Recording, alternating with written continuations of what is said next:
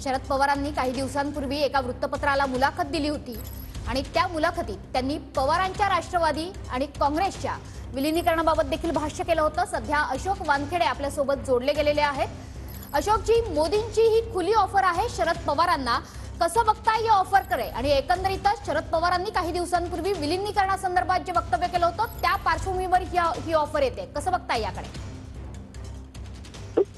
2024च्या निवडणुकीचे जेव्हा निर्णय येतील 4 जून नंतर, त्या निर्णयाने बऱ्याचशा गोष्टी ठरले म्हणजे पुन्हा ठरतील या देशाच्या राजकारणात।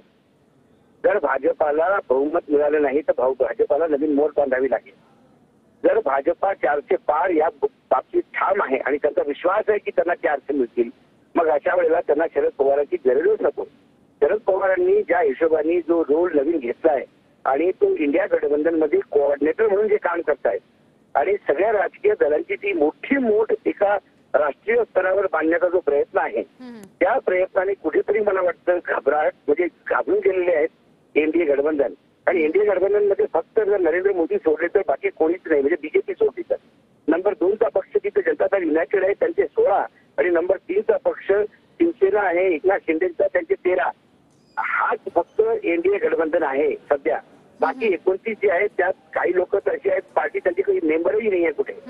तर त्यामुळे 2014 मध्ये जर शरद पवारांनी जे बोललं इंडियन एक्सप्रेस मध्ये त्या हिशोबाने काम करायला सुरू केलं तर काय आपल्याला विरोधी पक्षात बसावं लागेल का, ही एक भीती असल्यामुळे शरद पवारांना त्यांनी पुन्हा ऑफर दिली।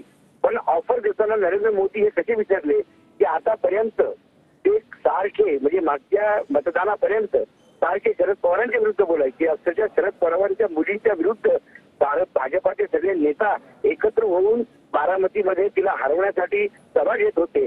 इतक्या लवकर ते शरद पवार विसरतील का, हाही एक प्रश्न आहे। नक्की, धन्यवाद अशोकजी दिलेल्या या माहितीबद्दल, साधलेल्या संवादाबद्दल। तर या